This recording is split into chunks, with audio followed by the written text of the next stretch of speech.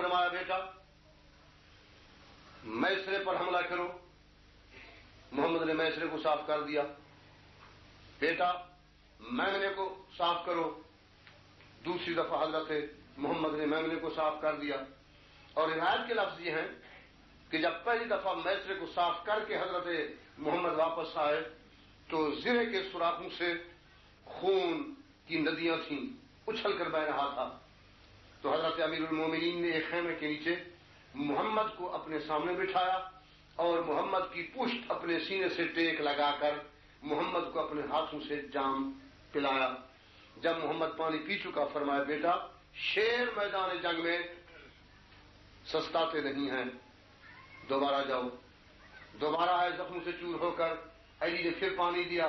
پھر فرمایا شیر کو یہاں ٹھہرنے کی ضرورت نہیں ہے, سہوارا جاؤ.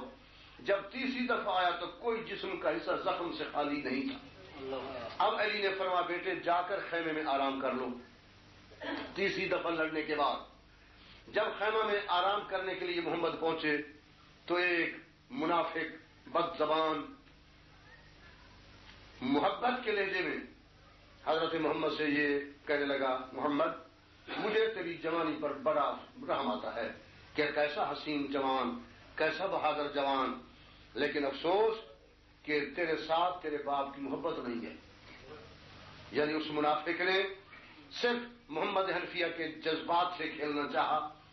اتنا زخمی ہے ضرور یہ بابا کے خلاف کچھ بولے گا کہ تیرے باپ کی تیرے ساتھ محبت نہیں, یا یہ کہ تیرے باپ نے تیرے ساتھ انصاف نہیں کیا, تو علی کا پیارا بیٹا نہیں ہے, اس لیے مجھے تیری جوانی پر رحم آتا ہے.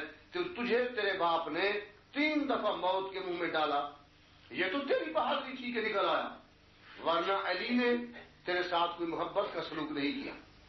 دیکھو حسنین کتنے پیارے ہیں, ان کو خیمہ کے سائے میں بٹھائے ہوئے ہیں, حالانکہ تم سے بڑے بھی ہیں, اور وہ نہیں لڑاتا, ان کو نہیں لڑاتا اور تمہیں لڑاتا ہے. معلوم ہوا کہ محبت میں فرق ہے.